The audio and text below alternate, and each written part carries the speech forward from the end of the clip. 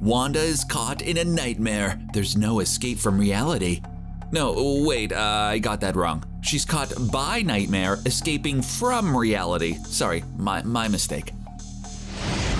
Oh man, it's been a long wait, but we finally have some new Marvel content. And it's certainly not something we've seen before, while also being a loving tribute to a bunch of stuff we've seen before. The woman with powers from the Mind Stone and the android powered by the Mind Stone have worked their way from the life of Riley to Bewitched. But the radio asks a compelling question. Wanda, who is doing this to you?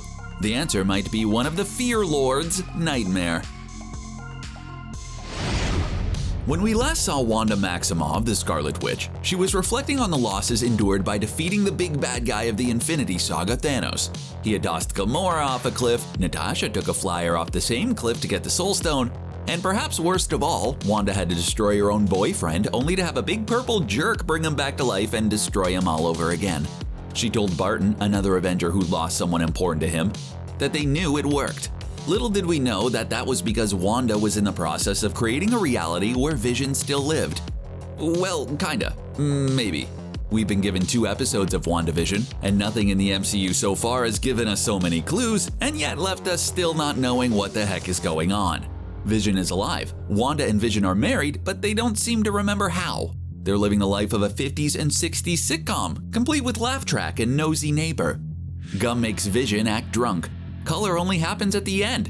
And health class was a while ago, but I'm pretty sure that's not how pregnancy works. Just what is going on here? Who's Agnes? Why can't Monica remember her name? Where did that helicopter come from? Who are those ads for? What's up with that beekeeper dude? Is that S.W.O.R.D an AIM agent?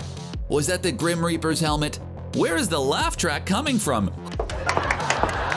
Who is taking those notes? Who is in charge of this nightmare? Well, probably Nightmare. Not the concept of nightmares, but the Fear Lord Nightmare, the conceptual entity and deity from the ever-nigh dimension. Unlike other otherworldly demonic beings who want a piece of our reality, Nightmare has found a foothold permanently in place in our dreams. Nightmare might sound familiar as the potential big bad awaiting Doctor Strange when he encounters the Multiverse of Madness next year. As enemies, Nightmare and Doctor Strange go way back, all the way back to Strange Tales number 110, where the literal creature of our nightmares debuted along with Doctor Strange in his first Marvel adventure.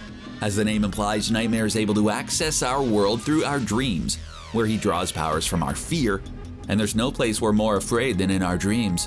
While you'd think he'd be satisfied with that never-ending tap into our deepest and darkest fears, Nightmare isn't happy having an open tap to our fears, naturally, and would like to break on through to the other side to turn our waking life into an uninterrupted living nightmare for even more of that sweet, sweet fear. That's put him at odds with the Sorcerer Supreme, whose job it is to keep everyone in their proper dimension and stopping the world from being a waking nightmare where hedgehogs just wander around enacting their evil plans. Oh god, they're so prickly.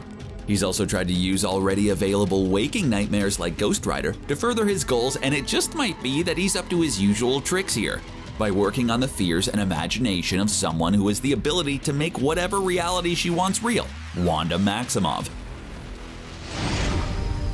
Nightmare is the ruler of a splinter realm from the dream dimension, and thanks to the intensity of feelings in nightmares, is one of the most powerful rulers there. But with all that power, he's still not able to break out of the dream state. Wanda, however, is exactly that powerful.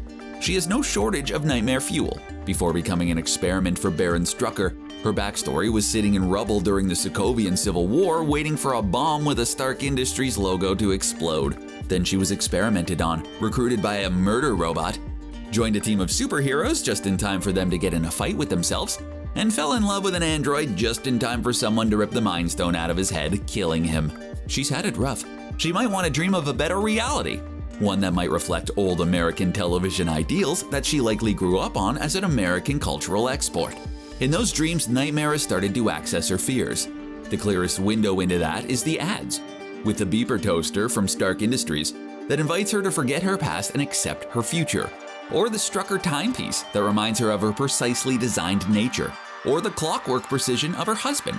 With her emotions high, she started to construct this reality, trapping others in it like Agnes and Monica Rambeau.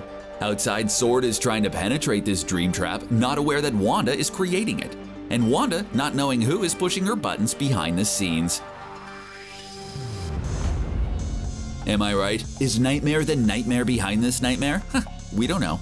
This show's so full of possibilities, it's part of what's making it so enjoyable. As long as it doesn't get taken over by those dastardly hedgehogs. Ugh! Just what are you up to, hedgehogs?